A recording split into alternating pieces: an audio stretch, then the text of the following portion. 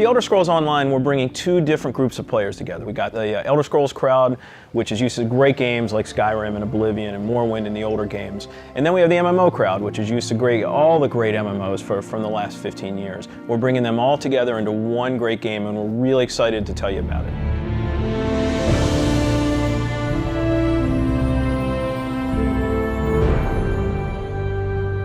Elder Scrolls Online, everything you need to know about it is right in the name. It's Elder Scrolls, but it's online. And when the team set out, they wanted to create strategic real-time combat. We wanted to create a lot of world immersion. We wanted to create a landscape that was rewarded exploration.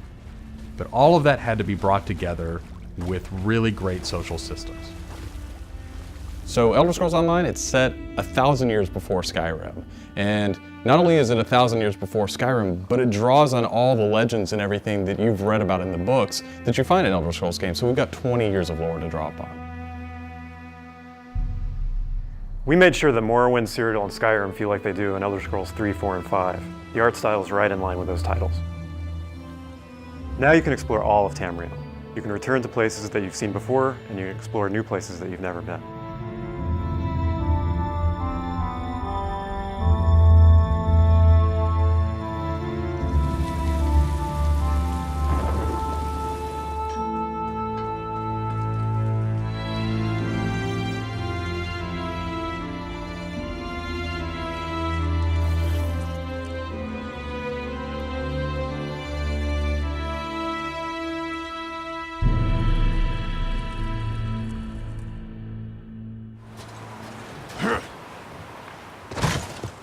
This is an Elder Scrolls combat system. Moving your mouse will make you look around and aim your weapon. You can tap your left click to attack, hold it to power, hold your right click to block, and of course, sprinting, crouching, and sneaking around play a role.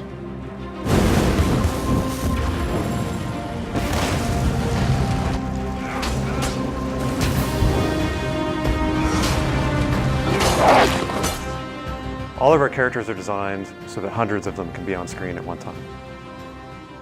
You're going to have lots of customization options to make your character look unique. You'll find Dwarven armors, Daedric armors, Elven armors, basically all the types of armor styles and customization options that you expect from an Elder Scrolls game and the Elder Scrolls lore. By far the worst experience of any online game is at its launch, when you're trying to find your friends, you can't find people, you create a character on one shard, and then you find out everyone else is on another shard, and you have to move. That experience is not good. So we are not going to have shards. We have a technology we call Mega Server, where all players are on one server. So all your friends are right there, you just create a character, you click play, and you go. The game is smart about where to put you. It puts you in game spaces with your friends, with your guildmates. It's a way to be connected with everyone, and the game figures out where to put you.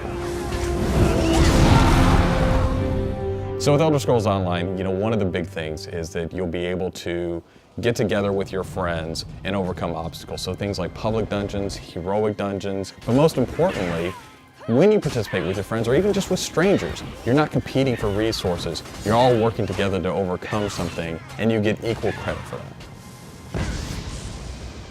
As a player, you're able to start off by picking one of 9 races.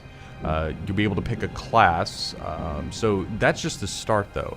From there, all of the choices you make with quests, all of the choices you make in which abilities you choose, which weapons you use, which armor you use, really help make your character stand out in the world.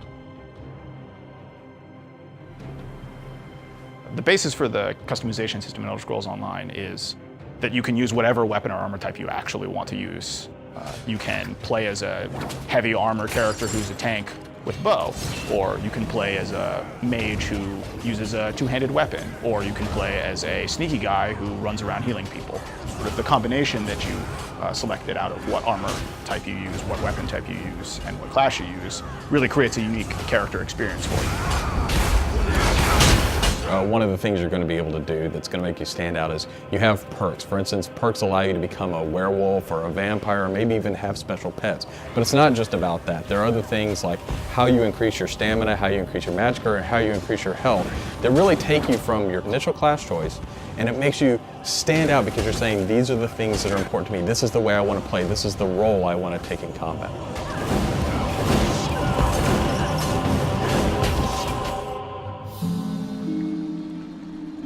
Questing in Elder Scrolls Online was built around a pretty simple concept, and that was that we wanted the player to explore.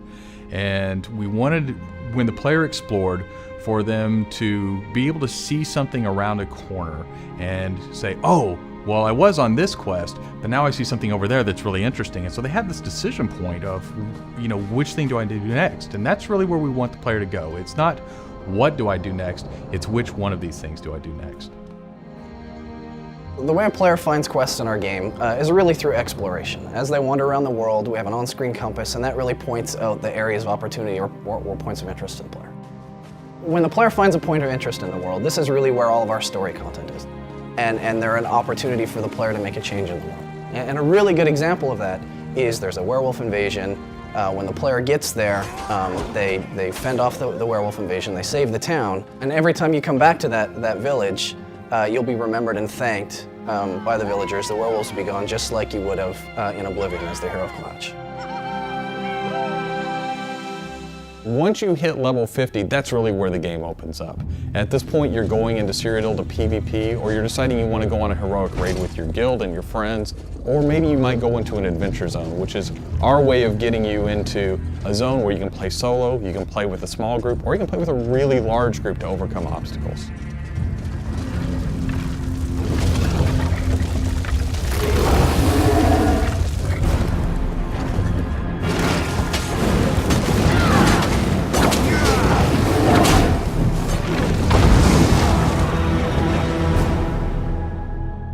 PvP in Elder Scrolls Online is focused around taking various structures in Cyrodiil.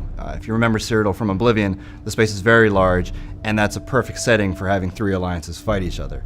During this timeline, Imperial City is up for grabs, and there's no Emperor, so players are going to be fighting using trebuchets, catapults, all kinds of weaponry to take and hold keeps, structures, and resource fixtures around the keep to actually give the opportunity to crown one of themselves as an Emperor.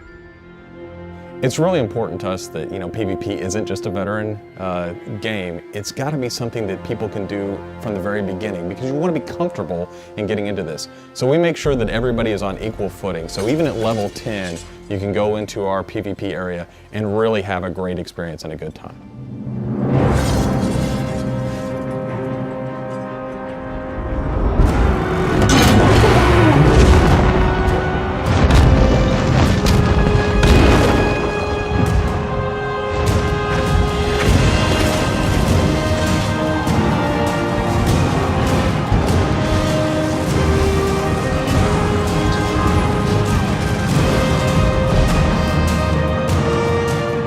With a game the size of the Elder Scrolls Online, it's really hard to, in one demo, one presentation, one video, to list everything about the game.